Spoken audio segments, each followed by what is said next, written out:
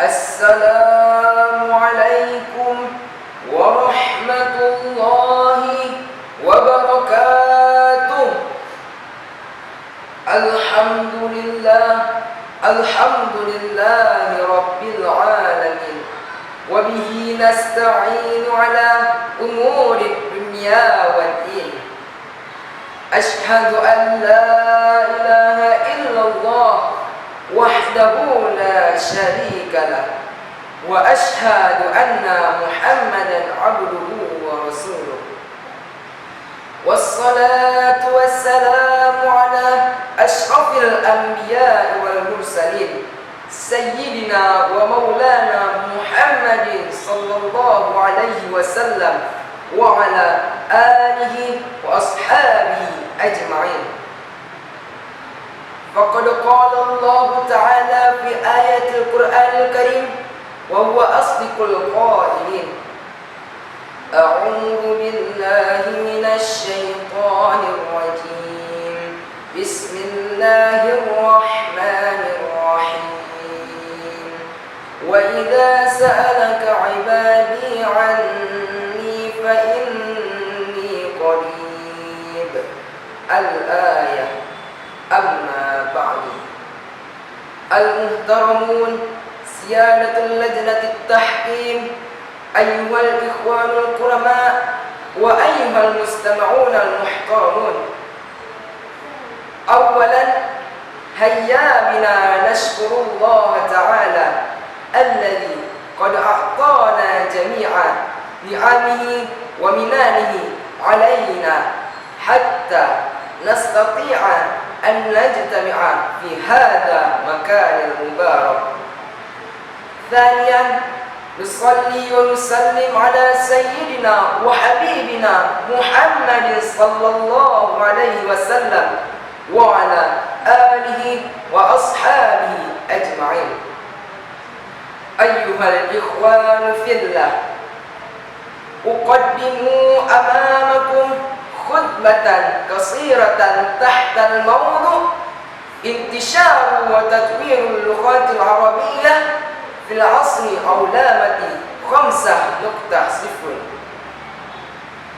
إن اللغة آلة يستعملها الناس لاتصال بعضهم بعضا، وأصوات يعبر بها كل قوم عن أفكارهم.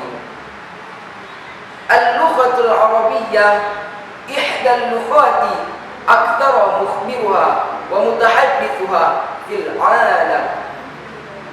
ستستمر اللغات العربية في الوجود ما دام القرآن والإسلام موجودين. اللغة العربية تتطور مع الزمن وانتشارها بانتشار متحدثها. عصر علامة 5.0 يمكن تفسيره على أنه مفهوم مجتمع محوره الإنسان وقائم على تكنولوجيا فيه الحصول على معلومات بسهولة وسرعة ونشرها باستخدام التكنولوجيا الرقمية. أما اللغات العربية في العصر علامة لا تزال موجودة وشعبية، ونرى تطورها في إضافة مفردات جديدة في مجالات الصناعة والسياسة والصحة والتعليم وغيرها. لا يحدث تطور اللغات العربية فقط عند إضافة مفردات جديدة، بل في نظام أو طريقة تعليمها أكثر حداثة وقائمة على رقمية أيضا. أما انتشار هذه اللغات يحدث بسرعة كبيرة في هذا العصر بسبب انتشارها عبر وسائل التواصل الاجتماعي والوسائل الرقمية. أيها المستمعون رحمكم الله، إذا كنا جيدا في التحدث باللغات العربية شفاهيا وكتابيا، فسيكون العمل والشؤون التي نقوم بها أسهل. لذلك ادرس أيها الإخوان المسلمين هذه اللغات بشكل شامل ولا تستسلم أبدا. اللغة العربية هي المفتاح الرئيسي لمعرفة ثقافة الإسلامية وعلوم الدين. بدون العلم العربي وآدابه يصعب لنا على فهمه. إذا ألقينا نظرة سريعة على السجلات التاريخية فوجدنا أن اللغة العربية قد ساهمت بشكل كبير في تقدم العلوم والطب والفلسفة، وقدمت لغتنا العربية محبوبة أيضا مساهمة كبيرة في الأدب والرياضية والملاحة وعلم التنجيم والهندسة المعمارية. ستساعدنا معرفة اللغة العربية على استكشاف العلوم والمعرفة في شكلها الأصلي. في العلامة 5.0 هذا اللغات العربية مهمة جدا بسبب أهميتها بالاقتصادية للدول العربية منتجة للنفط في اللائحة العالمية. بتعلم اللغات العربية أن يفتح الأبواب وظائف في صناعة النفط والسفر.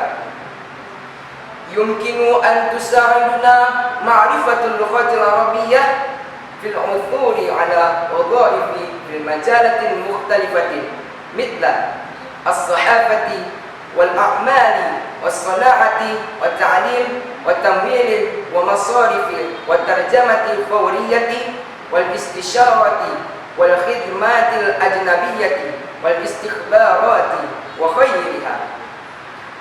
أيها المستمعون المحترمون، في الانتهاء كلامي أقول لكم عن بصرف النقل عن كونها لغة الدين، فإن اللغة العربية هي لغة موحدة لمختلف الجماعات العرقية خلال فترة الجاهلية حتى اليوم، حتى أصبحت اللغات العربية أيضا لغة دولية تستخدم كلغة الاتصال في الأمم المتحدة.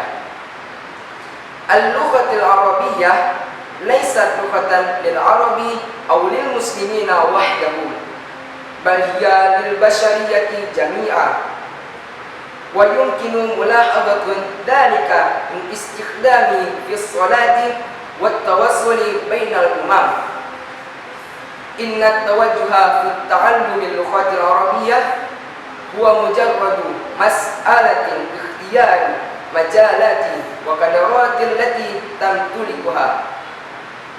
أخيرا سأختتم خطبتي بقول سيدنا عمر رضي الله عنه: تعلموا عربية فإنها من دينكم. شكرا كثيرا على استماعكم واهتمامكم، وبالله التوفيق والهداية، والسلام عليكم ورحمة الله وبركاته.